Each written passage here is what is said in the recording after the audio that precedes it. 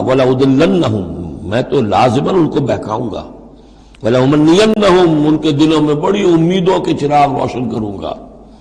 بڑے bright carriers ہیں اس میں، بڑی بڑی تمنائیں ہیں، آرزویں ہیں، لگے رہو اسی کام کے اندر۔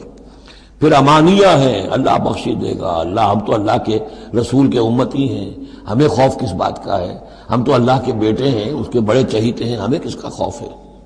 اور پھر یہ کہ امیدیں بڑی بڑی، طول عمل جس کو کہتے ہیں، دنیا کے لمبے لمبے منصوبے۔ وَلَأُضِلَّنَّهُمْ وَلَأُمَنِّيَنَّهُمْ وَلَآمُرَنَّهُم،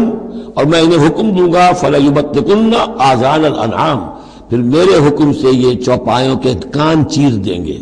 تو میں بتا چکا ہوں سورہ انعام میں یہ باتیں ساری آئیں گی، فلاں کے نام پر ایک اونٹ کو اس کے کان چیر کر جو ہے آزاد کر دیا، اب اسے کوئی چھیڑ نہیں سکتا،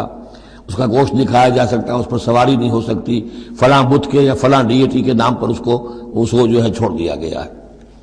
وَلَآمُرَنَّهُمْ، اور میں پھر انہیں حکم دوں گا، فَلَا يُغَيِّرُنَّ خَلْقَ اللَّهِ، وہ اللہ کے خلق میں تبدیلی کریں گے۔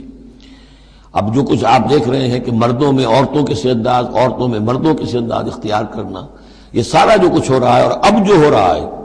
وہ تو یہ سمجھیے جینیٹکس جو ہے، اور اس میں اللہ کی تخلیق میں اب انسان اس جگہ پہنچ گیا ہے کہ وہ اپنا اختیار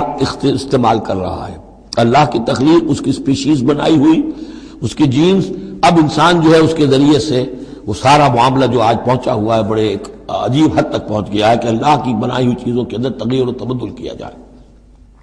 وَمَنْ يَتَّخِذِ الشَّيْطَانَ وَلِيًّا مِّن دُونِ اللَّهِ فَقَدْ خَسِرَ خُسْرَانًا مُبِينًا،